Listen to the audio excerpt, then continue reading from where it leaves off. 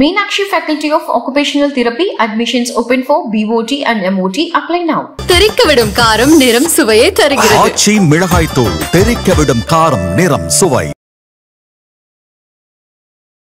மின்னம்பலம் நேயர்களுக்கு வணக்கம். நான் விஷால் பொலிவர். இன்றைய சிறப்பு நேர்காணலில் நம்மோடு இணைந்திருக்கிறார் திராவிட இயக்க சிந்தனையாளர் மரியாதைக்குரிய திரு வல்லம் பஷீர் அவர்கள். சார் வணக்கம். வணக்கம்.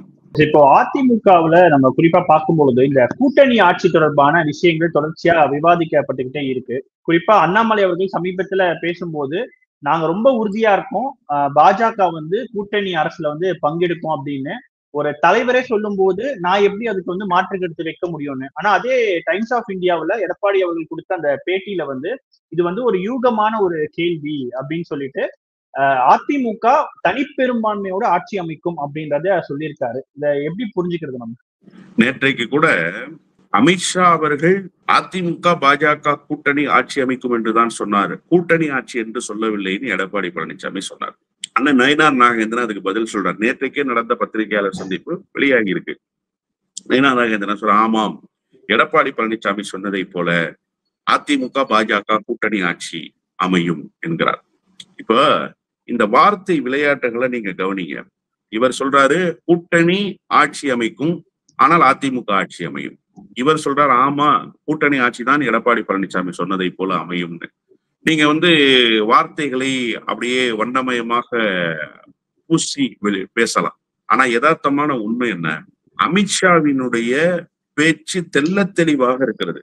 நீங்க அமித்ஷா எடுக்கிற முடிவு தான் எடப்பாடி பழனிசாமியினுடைய முடிவு. எடப்பாடி பழனிசாமியினுடைய முடிவு அமித்ஷாவினுடைய முடிவு இல்லை. அதுல ரொம்ப உறுதியாக குறை மதிப்பீடு மாதிரி இருக்கு சார். எடப்பாடி என்ன குறை மதிப்பீடு? நான் கேக்குறேன், இவ்வளவு தூரம் ஒரு தெளிவு இல்லாம இருக்குல்ல, நீங்க ஏன் பாஜகவிடத்துல அந்த தெளிவை ஏற்படுத்தி பாஜக தலைவர் இனிமேல் கூட்டணி ஆட்சி என்று பேசாத அந்த குரலை நிறுத்த வேண்டிய கட்டாயம் என்ன இருக்குல்ல? உங்களுக்கு நிறுத்தி இருக்கணும்ல, அந்த கட்டாயம் உருவாகி இருக்குல்ல. அப்ப நீங்க ஏன் அதை செய்யலன்ற கேள்வி. நீங்க தான் லீடிங் ஃபோர்ஸ். நீங்க சொல்றீங்கல்ல சார், ஒரு பத்திரிகையாளரா நீங்க சொல்றீங்க உங்களுடைய குறை மதிப்பீடு அது. நீங்க எடப்பாடி பழனிசாமியை குறைத்து மதிப்பிடுறீங்க, அப்படி அல்லன்னு சொல்றீங்க. நானும் வரவேற்கிறேன். எடப்பாடி பழனிசாமி தான் லீடிங் ஃபோர்ஸ். அப்ப எடப்பாடி பழனிசாமி லீடிங் ஃபோர்ஸா இருந்து என்ன செஞ்சிருக்கணும்? நியாயமா இங்க வாங்க அப்படின்னு பாஜகவை கூப்பிட்டு உங்களுக்கான தொகுதி பங்கீடே இன்னும் பேச துவங்கல. பாமகவுக்கு காட்டுற நெருக்கடியை ஏன் பாஜகவுக்கு காட்ட மறுக்கிறார்? பாமக சொன்னுச்சுல்ல, கூட்டணி ஆட்சியில் பங்கு கொடுக்கிற கட்சியோடு தான் கூட்டணி. யார் சொன்ன? அன்புமணி ராமதாஸ் சொன்ன பிரச்சாரத்துல பேசினாரு. உங்களுக்கு இன்னும் பந்தியிலேயே இடம் கொடுக்கல, அதுக்குள்ள நீங்க இலை கேட்கறீங்களான்னு கேட்டார். ரொம்ப காட்டமான விமர்சனம் அது. அப்ப அந்த விமர்சன அளவீடு ஏன் பாஜகவிடத்துல இல்லைன்னு கேட்கிறேன் நான். உங்களுக்கு பந்தி தான் போட்டிருக்கோம், பந்தியில தான் உட்கார வச்சிருக்கோம், இன்னும் இலைய போடல, போடுங்க, வெயிட் பண்ணுவோம், நாங்க எங்களுக்கு இலை எப்படி போடுறதுன்னு தெரியும்னு சொல்லணும்ல. அப்ப பாமகவை ஓங்கி அடிக்கிற எடப்பாடி பழனிசாமி ஏன் பாஜகவை அடிக்க மறுக்கிறார்? அப்ப இதுல இருந்து தெரியலையா உங்களுக்கு லீடிங் ஃபோர்ஸ் யாருன்னு, டிசைடிங் அத்தாரிட்டி யாருன்னு உங்களுக்கு தெரியலையா? முடிவெடுக்கிற இடத்தில் எடப்பாடி பழனிசாமி சார் ஒண்ணு வேணாம் சார், ஏன் சார் நீங்க ரொம்ப போறீங்க, குறை மதிப்பீடுன்னு நீங்க ரொம்ப வருத்தப்பட்டுக்கிறீங்க இல்லையா? எடப்பாடி பழனிசாமியை பேச விடாமலேயே நகர்ந்துட்டாரு சார். அந்த கூட்டணியினுடைய முடிவை அறிவிக்கிற போது ஜெயலலிதா அம்மையார் இருந்திருந்தால் அப்படி பேசாமல் அமித்ஷா போயிருக்க முடியுமா? அமித்ஷாவை பேச விடாமல் ஜெயலலிதா பேசி இருப்பாரா, அல்லது ஜெயலலிதாவை பேச விடாமல் அமித்ஷா பேசி இருப்பாரா? யோசிச்சு பாருங்க சார். நீங்க தான் சார் லீடிங். இங்க உங்களுடைய அந்த போர்ஸ் தான் வழிநடத்த போகுது கூட்டணியை. பூத் ஏஜென்ட் போட போறது யாரு? பாஜகவா? பூத் ஏஜென்ட் இருக்கா பாஜக கிட்ட? தேர்தல் பணியை செய்ய போறது யாரு? பாஜகவா? தேர்தல் பணி என்ன செய்யணும்னு தெரியுமா தமிழ்நாட்டு பாஜகவுக்கு? எல்லா வேலையும் நீங்க செய்ய போறீங்க. அப்போ உங்களிடத்துல அந்த உறுதிப்பாடு இல்ல, உங்களை அந்த இடத்தில் நிரூபித்துக் கொள்வதற்கான சூழல்களையே நீங்க உருவாக்கி கொள்ளல. அப்படிங்கும் போது அந்த எல்லாவற்றையும் முழுமையாக உள்வாங்கி கொண்டு ஒரு வழிநடத்துகிற அந்த இடத்தை தக்க வைத்துக் கொள்கிறது பாஜக. அந்த இடத்துக்கு நிற்கிறார் அமித்ஷா. எனவே அமித்ஷா தான் லீடிங் ஃபோர்ஸ். அதனால இந்த விவகாரத்தை பொறுத்தவரையில எந்த முடிவையும் எடப்பாடி பழனிசாமி எடுக்க முடியாது. தொண்டர்கள் குதித்து போயிடக்கூடாது, தொண்டர்களிடத்துல வேறு மாதிரியான எண்ணம் வந்துடக்கூடாது. அந்த கவலையில சும்மா வார்த்தைகளை அப்படியே பூசி முழுகி கொண்டிருக்கிறாரே தவிர எந்த இடத்திலும் உறுதியான நிலைப்பாட்டை எடப்பாடி பழனிசாமி எடுக்க முடியல. நாளைக்கு டிக்ளேர் பண்ணுங்க. அதெல்லாம் ஒருபோதும் கூட்டணி ஆட்சியில் பாஜக தலைவர்கள் தேவையில்லாத குழப்பத்தை ஏற்படுத்துகிறார்கள். கூட்டணியை வழிநடத்த போகிறது அதிமுக தான். இன்னும் தேர்தலுக்கு காலம் இருக்கிறது.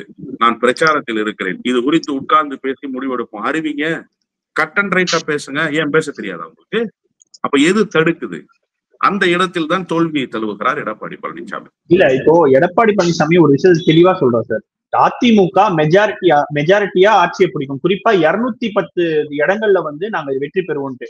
அதிமுக மெஜாரிட்டி வந்ததுக்கு அப்புறமும் எடப்பாடி கூட்டணி ஆட்சி கொடுப்பார் அப்படின்னு சொல்லி நம்பலாமா? கூட்டணி ஆட்சி கொடுத்துதான் ஆக வேண்டும். அதாவது இங்க மெஜாரிட்டியா மைனாரிட்டியான்றது அல்ல பிரச்சனை.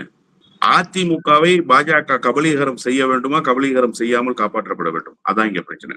நீங்க ரெண்டுக்குமான வேறுபாடு இருக்கு. நீங்க 234 தொகுதியுமே அதிமுக தலைமையிலான கூட்டணி ஜெயிச்சுட்டா கூட, ஒரு இடத்துல கூட திமுக வெற்றி பெறலைன்னா கூட, முடிவெடுக்கிற இடத்துல எடப்பாடி பழனிசாமி இல்ல. நான் அதைத்தான் அழுத்தமா பதிவு பண்ண விரும்புறேன்.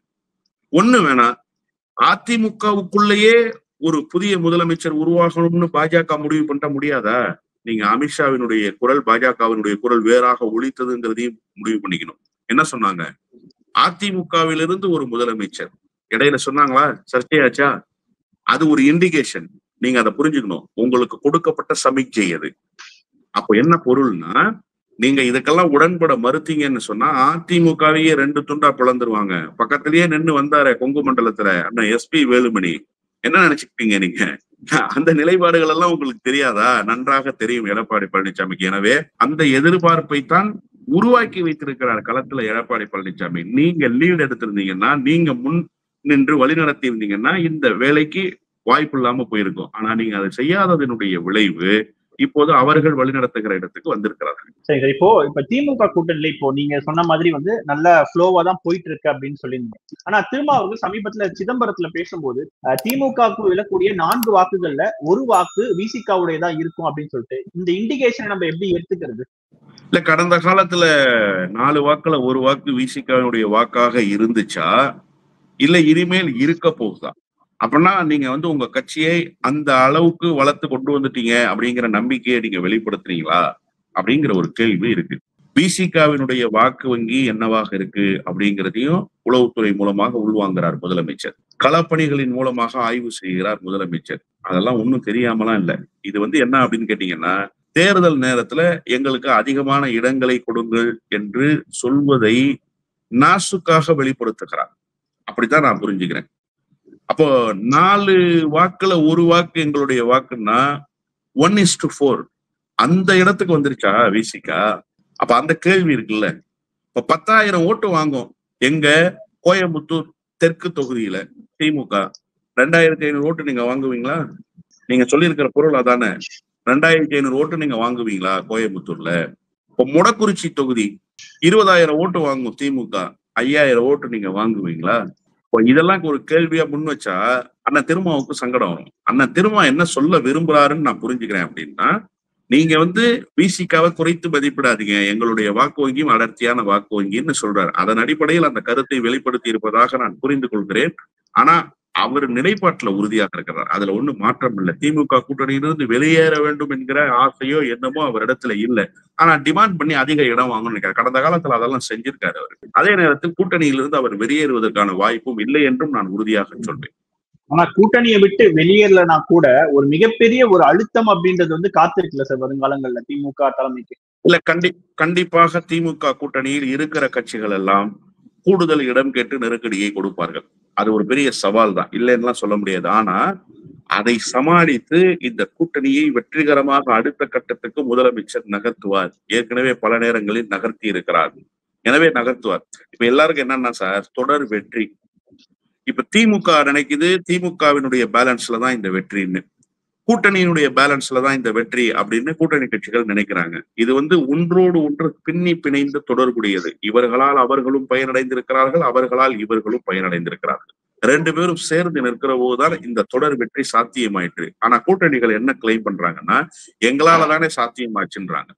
அப்ப ஒரு கேள்வியை திமுக தரப்புல எழுப்புவாங்க. உங்களாலதான் சாத்தியமாச்சுன்னா நீங்க தனியா நின்று அதை சாத்தியப்படுத்திக்க வேண்டியதானே, ஏன் எங்க கூட வர்றீங்கன்னு கேட்பாங்க. இப்ப கூட்டணி கட்சிகள் என்ன சொல்லுவாங்க, அப்ப எங்களை நீங்க கழட்டி விட்டுற வேண்டியதானே, ஏன் நீங்க எங்களை சேர்க்கிறீங்கம்பாங்க. இது ஒரு மியூச்சுவல் கன்சர்ன் தான். அப்ப தொடர் வெற்றிகளை பெற்று வந்திருக்கிற போது ஏன் ஒரே ரேஞ்சிலேயே இருக்கணும்? 2019லயும் 2 தொகுதி, 2024லயும் 2 தொகுதி, 2019லயும் ஒரே அளவீடு, 2024 ஒரே அளவீடு. அடுத்த கட்டத்துக்கு அப்ப 2021ல 6 கொடுத்த மாதிரி இப்பவுமே 6 கொடுக்கணும்னா தொடர்ச்சியாக வெற்றிகளை ஈட்டிக்கொண்டே வருகிறோமே. ஏன் ஒரே நிலையிலேயே இருக்கணும், அடுத்த நிலைக்கு போகணும் அப்படின்னு நினைக்கிறது இயல்பு தானே. ஆனா அதற்கான சூழல் இருக்கான்றதையும் பார்க்க வேண்டியிருக்கு. எனவே நெருக்கடிகள் இருப்பது என்பது இயல்புதான். அந்த நெருக்கடிகளை சமாளித்து தேர்தல் களத்தில் எப்படி கொண்டு செலுத்துவார் என்பதை கடந்த காலத்துல பார்த்திருக்கோம். எனவே திமுக தலைவர் அதை மிக நேர்த்தியாக கொண்டு செலுத்துவார் என்று நான் உறுதியாக நம்புகிறேன். நிச்சயமா சார். மின்னம்பலம் நேயர்களுக்காக பல்வேறு கேள்விகளுக்கும் நீங்க ஆழமாகவும் பொறுமையாகவும் பதில் சொன்னமைக்கு நன்றி. Meenakshi Faculty of Occupational Therapy admissions open for BOT and MOT. Apply now. தெரிக்கவிடும் காரம் நிறம் சுவையை தருகிறது. ஆச்சி மிளகாய் தூள் தெரிக்கவிடும் காரம் நிறம் சுவை. மின்னம்பலம்.com தமிழின் முதல் மொபைல் பத்திரிகை.